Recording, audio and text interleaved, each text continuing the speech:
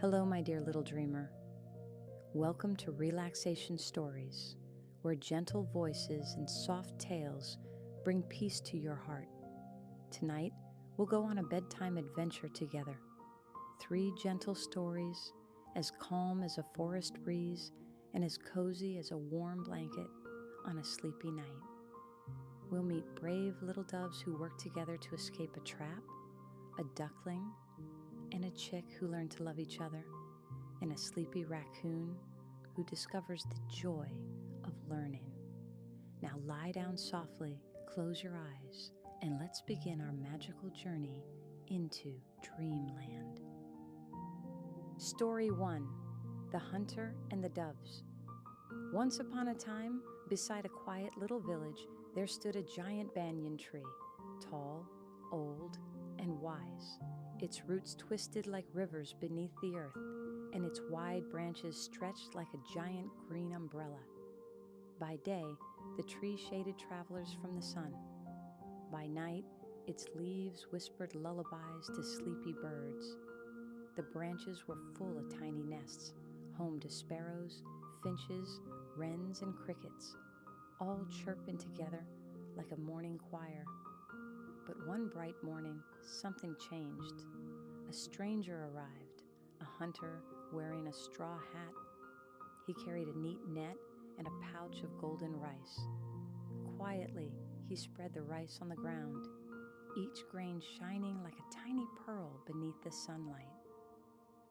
He hid behind a bush and waited. Up on the highest branch, an old black crow watched everything. The crow had lived there for many years.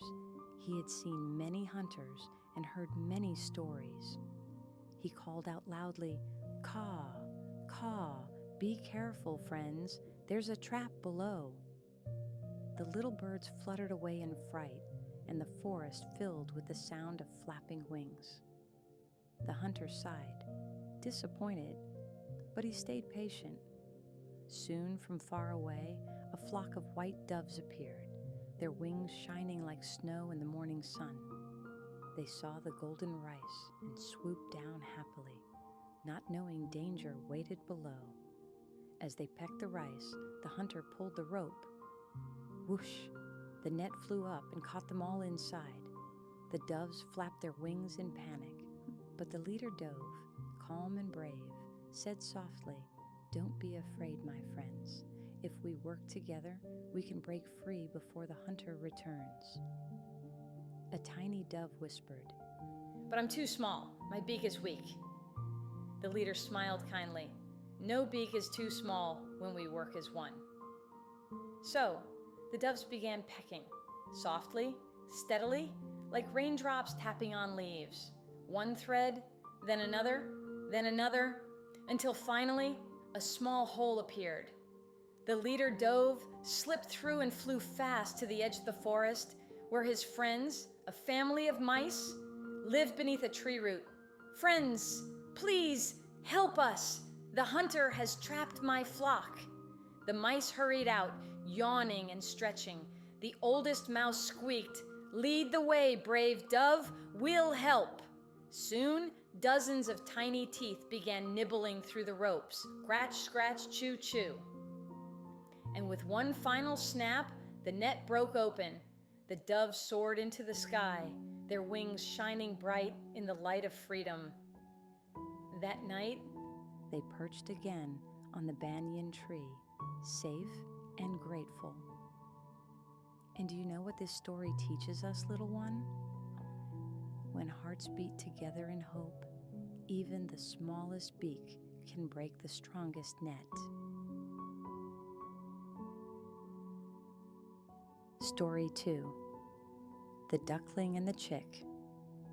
It was a beautiful morning. The sun rose gently over the garden, and the soft breeze made the flowers dance. In the chicken yard, Mother Hen said lovingly, "Duckling's mom went to the market today, my dear.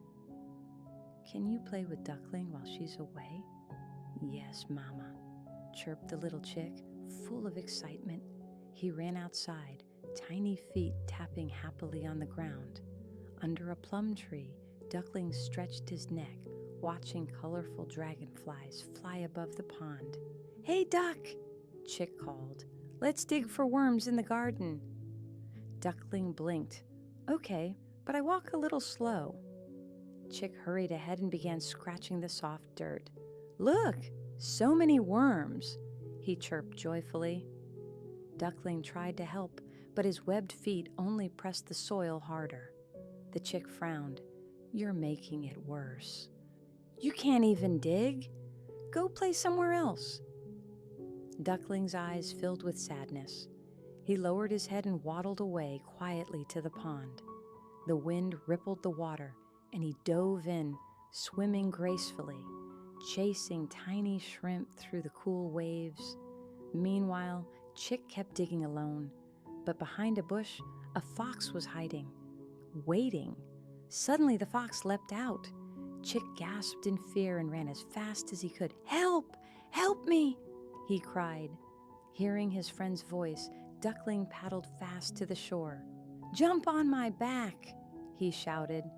Chick jumped just in time.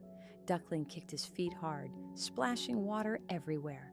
The fox growled in frustration as he slipped into the mud. On the water, Chick took a deep breath and whispered, "I'm sorry, Duck. I was wrong." Duckling smiled softly. "It's okay. I caught some shrimp. Want to share?" They sat side by side, watching the sunset shimmer on the pond. The water glowed gold, and the ripples rocked them gently like a lullaby. "So remember, little one, every friend is special in their own way. Chick can dig, Duck can swim. True friendship means loving each other, even when we're different." Story 3, The Lazy Raccoon Learns to Read. Deep in a peaceful pine forest, where the wind hummed softly through the trees, there lived a raccoon family in a warm burrow under a great oak. Their only child, Raccoon Pup, was cheerful, but lazy. His fur was golden brown, his eyes bright and round like marbles. His parents loved him so much that they never scolded him. If he said, "I'm tired," they let him rest. If he said, "I don't want to study," they said, "Okay, maybe tomorrow." So while the other forest children, rabbits, squirrels, and little bears, went to school, Raccoon Pup just played all day. He chased butterflies, climbed trees, and rolled in the sunshine.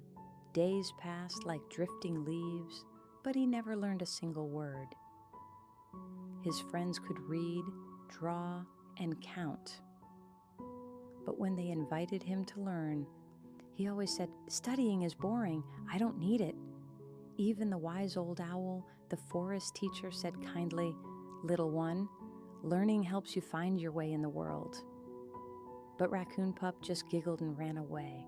One day, while chasing a dragonfly with purple wings, he wandered deep into the forest, farther than ever before, past the stream, past the tall bushes, until he stopped and looked around.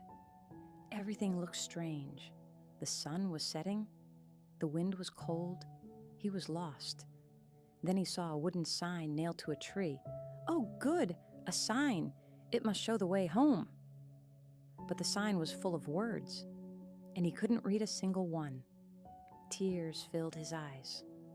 "If only I had learned to read," he whispered. "I'd know how to go home." He sat down and cried softly. Just then, a deep, kind voice asked, "Why are you crying, little one?" Raccoon Pup looked up and gasped. A great lion stood there, his golden mane glowing like the sun. "I'm lost, sir." The raccoon sniffled. "I can't read the sign." The lion smiled warmly. "Don't be afraid. Long ago, I was like you, strong but not wise. One day I couldn't read a warning sign and almost got hurt. After that, I learned to read, and now I help others find their way." He read the sign aloud, then gently walked with Raccoon Pup all the way home, When the raccoon saw his parents, he ran into their arms crying, "Mama, Papa, I'll go to school from now on. I don't ever want to be lost again." And he did. He studied hard, listened to Owl's lessons, and grew into a smart, kind raccoon, loved by everyone in the forest. So remember, little dreamer, we learn not to be the best, but to find our way through life. Learning is our light.